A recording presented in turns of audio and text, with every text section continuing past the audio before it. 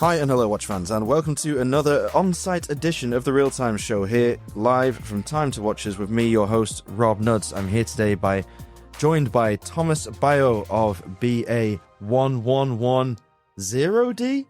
Or OD. Or OD. Who knows? I didn't know myself when I launched that brand. The brand name was completely secondary. In fact, no brand, no branding. And that was my first idea, is to start with a conversation, and that's a conversational starter, because most of the people wearing my watch don't know how to pronounce it. So this is where it starts. You know, it's an incredible way to look at it. It's extremely bold, and it certainly has achieved your goal. But to be fair, most branding experts in the world would say having a name that's pronounceable in every language around the world would be optimum, although it is very difficult. But you went completely against that. And that's not just for name. Everything I did was completely wrong in terms of what everything would teach me in terms of marketing whatsoever. I really didn't care. I went my way, and fact is that it pretty much worked. So your brand is basically the anti-brand. It was meant, actually it wasn't meant to be a brand, to be honest. Okay. It was meant to be an experiment at the beginning. I'm born and raised in the Watch Valley in Switzerland, in La Chaux-de-Fonds. And I am a specialist in watch distribution. I've done that for 20 years around the world, building distribution network, which makes me one of the top specialists in the market regarding business of watches and commercialization. And when it comes to sell a watch, I'm the expert. And believe it or not, today it's not so much about how you produce a watch, but how you sell it. It's not so much about the taxi, it's about Uber. It's not so much about the hotel, it's about Airbnb. So the ecosystem is important. And why am I saying this, Rob? Because when you buy a watch, the least you're paying for is the watch. What you pay for is not marketing, what many people blames. It's what I'm a specialist in, is distribution. So 5-6 years ago, my attempt was not to launch a brand. It was to prove that my business approach, that my business model that I was teaching at the time in my academy and in several universities, so it was more academic approach, was to tell that when you rethink the way you sell a watch, you can so much influence on the price that you can launch amazing timepieces, Swiss-made, at a price never seen before in the market. And this is what 5 years ago we still stand for. We launched amazing, beautiful Swiss-made mechanical watches at a price and competed in the market. And it has nothing to do with quality. It's just a business model. Now, it's not just about the price. It's about expertise and mastery in knowing how to make a watch. I'm coming from a family that is one of the oldest in the state of Neuchâtel. That's the Watch Valley in Switzerland. We're back in 1341. So it's 50 years after the creation of Switzerland, like 700 years ago. Wow. And my family has been doing watches over 250 years in the state of Neuchâtel. And I continue that tradition. So my brand is 5 years old, 5.5, but it goes rooted in the state of Neuchâtel, in the Watch Valley, since 1775. What does your family think about the way that you've approached watchmaking? I mean, it's extremely novel. Are they very proud of that? Actually, all my family and friends work in the watch industry. Again, I come from the Watch Valley, so directly or indirectly, everybody's linked to the watch industry.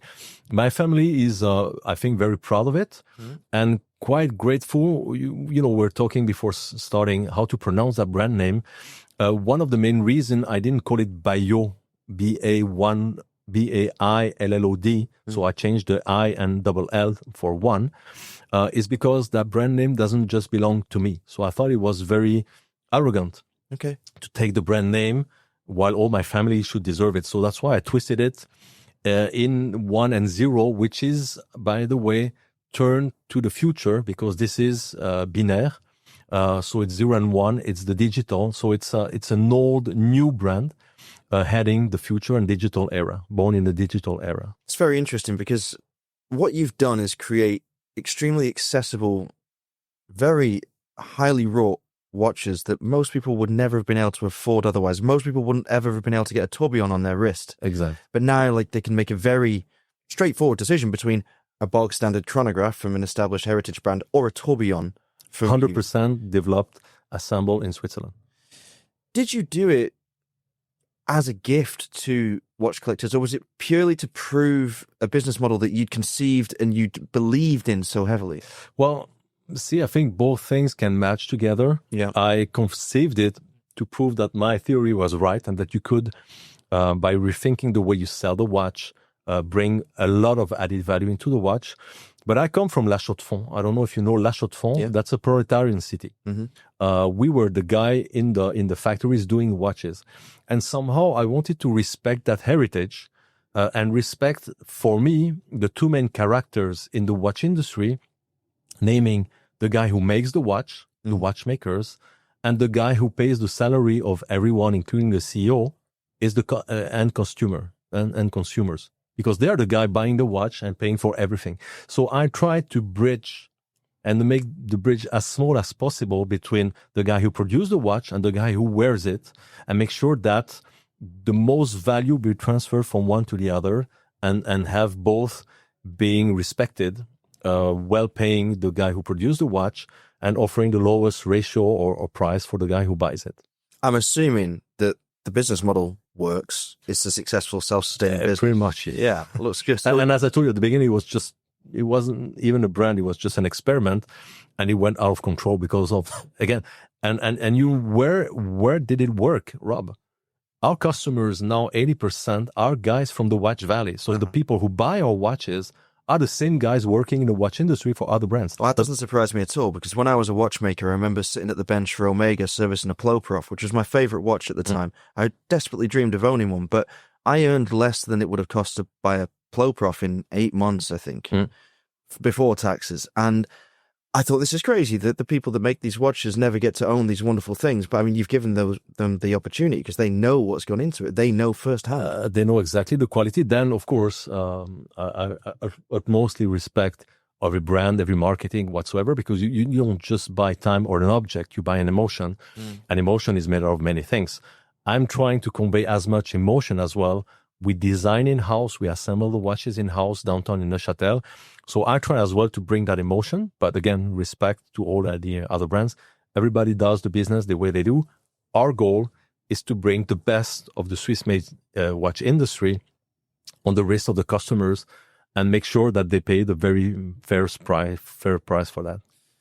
So why don't the other brands do the same thing as you? Are they just too big and too set in their ways, too cumbersome? I offered at the beginning my business model to be tested by 20-25 Swiss-made brands. Really?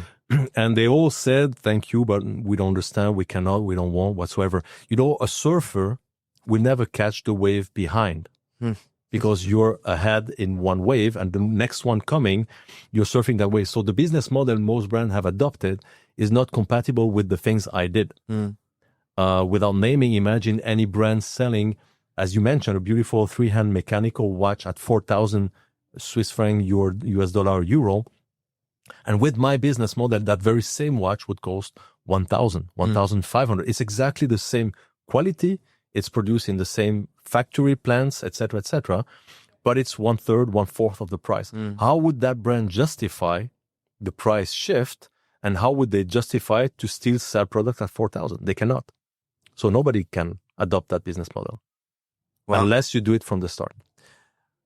Well, now you've been doing it for 5.5 years. Correct. You've got several incredible models in your catalog already, but what about the piece you're here to talk to us about today? Actually, I have two on my wrist. One is the Chapter 7, the new Chapter 7, which is a certified chronometer here from Geneva, Observatoire Chronométrique de Genève.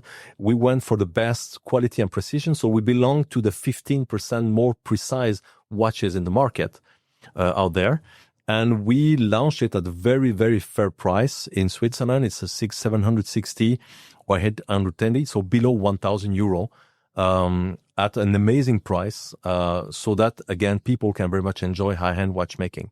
Now, when it comes to today, actually, an hour ago, we just launched a new, as you call it, UFO or OVNI or something that out of the sky from another galaxy.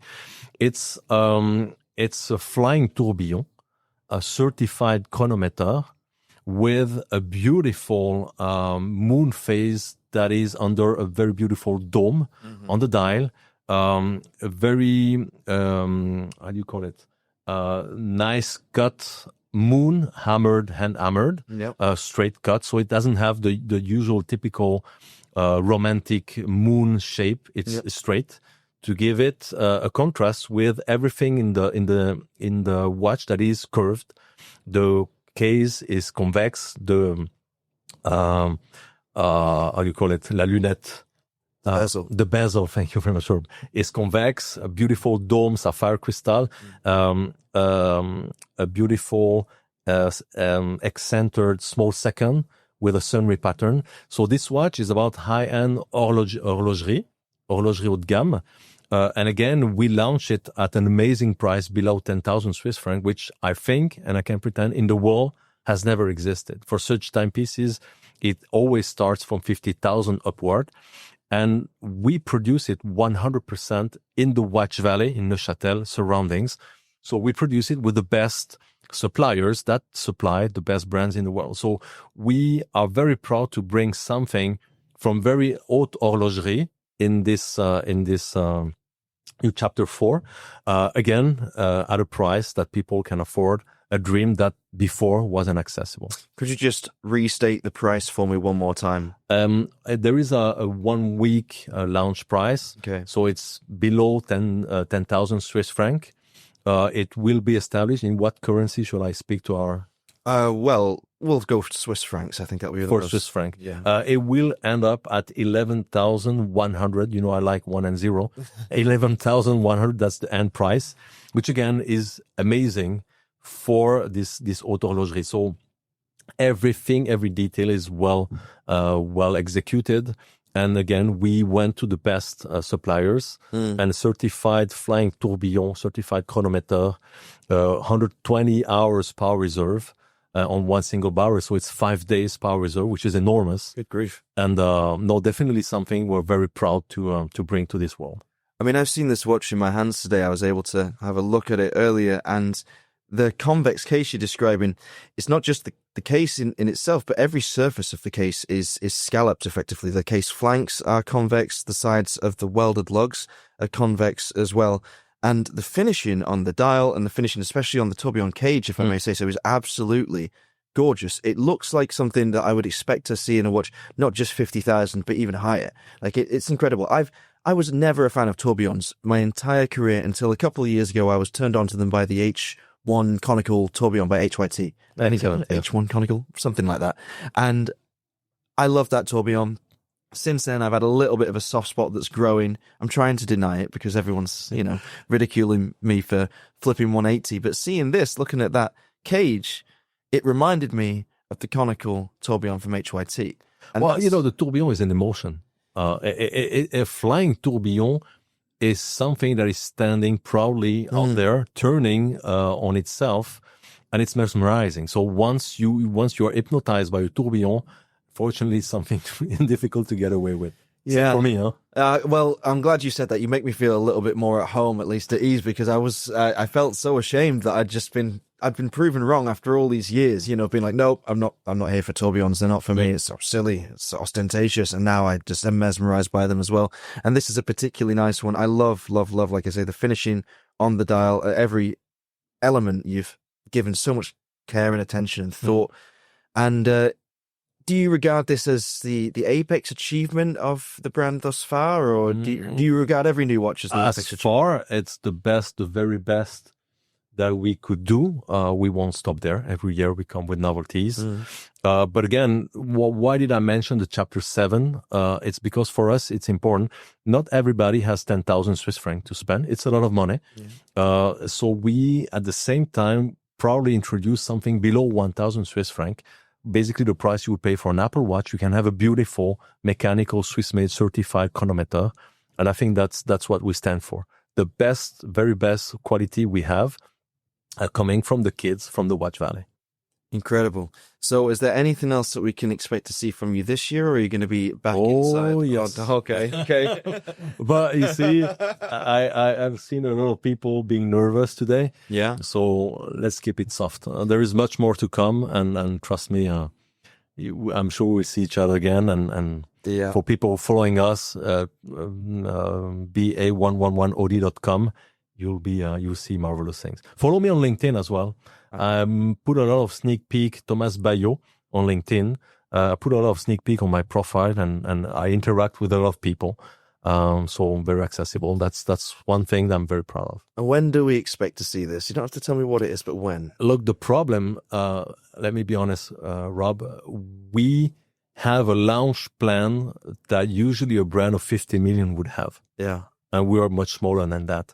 We're so passionate about what we do that we're a bit launching too many timepieces. Mm-hmm. So we try to slow down because lately it's about one novelty per month. Okay. Wow. That's too much. That is a lot. So I've even seen customers that saying, look, that one is amazing, but maybe I'll wait another month and something amazing is coming. And it's true.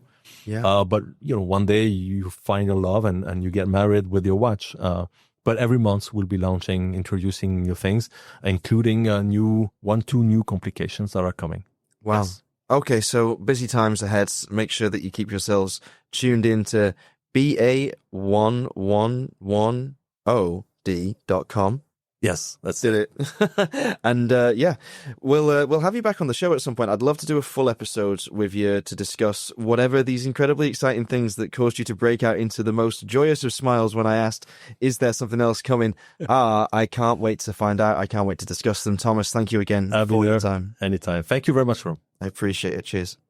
So, Alon, you didn't get to sit down with Thomas Bale of Bale Watches. I'm getting better at saying that. It's one of the few brands that, even though I really struggle with the French, I think I'm getting close with that one. I have a funny thing to say about Thomas, and it is a funny thing. And I want to phrase this correctly because I do mean it in a positive way. When I first heard of him and I first listened to content created by him and I watched videos with him, I liked everything he said. But I got this feeling that I wouldn't like him in real life. I don't know why. I think maybe I found him a bit intimidating. Strange thing to say. But he sort of has this total self-possession, this conviction about his vision that I thought, okay, this guy's clearly brilliant, but he might be a bit scary. And then you sit down and you talk to him, and maybe I'm just fortunate enough to express myself in a way that shows him that I get it. But he's extremely warm. He's extreme, and he's a great intellect. Someone I'd love to listen to, and I've been lucky enough to talk to a couple of times now. And I really like the guy. I really, really do. I respect him a huge amount. And he surprised me with his humility and his humanness and his manifesto almost. You know, the guy he could be a political leader. Do you get that impression from him? I am so bummed out. I could not sit in on this interview. He seems fleeting to me. I've actually never met him, so I have no idea what you're talking about. And I don't know how to pronounce the name. I thought it's Bayot.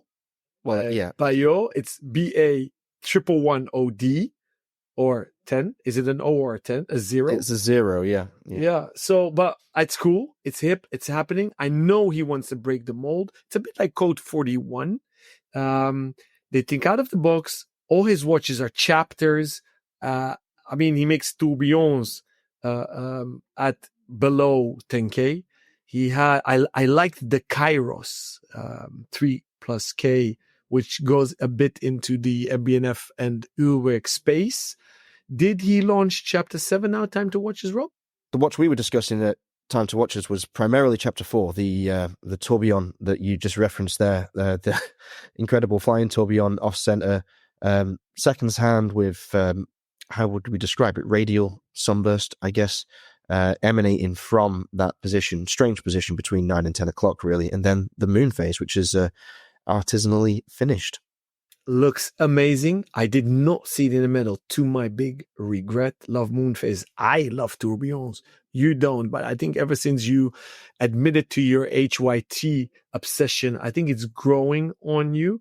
But I find it spectacular how this brand can navigate the 950 market and going to 13,000 plus for that Chapter 4 Infinity Flying Tourbillon. I can't wait to meet him, actually, and I'm going to enjoy this episode because every interview I didn't sit in on, I'm going to listen. So I'm very curious to hear from you guys, the TRTS community. What do you think of this brand? If you're not part of the TRTS community, please send us a DM and we'll add you to our WhatsApp community. Yeah, this is one that I think there'll be a broad gamut of opinions on, and I think a lot of diversity within positive opinions as well. People will like different things about the brand. It's tough to not like something about what they're doing. I still find it a bit unnerving, a bit perplexing, and I think that it puts the marker down for the rest of the industry in a way that it's hard to ignore. So let's keep our eyes on Bale and keep our eyes and ears on Thomas and everything he has to say, and appreciate this as a case study as well as an incredible brand.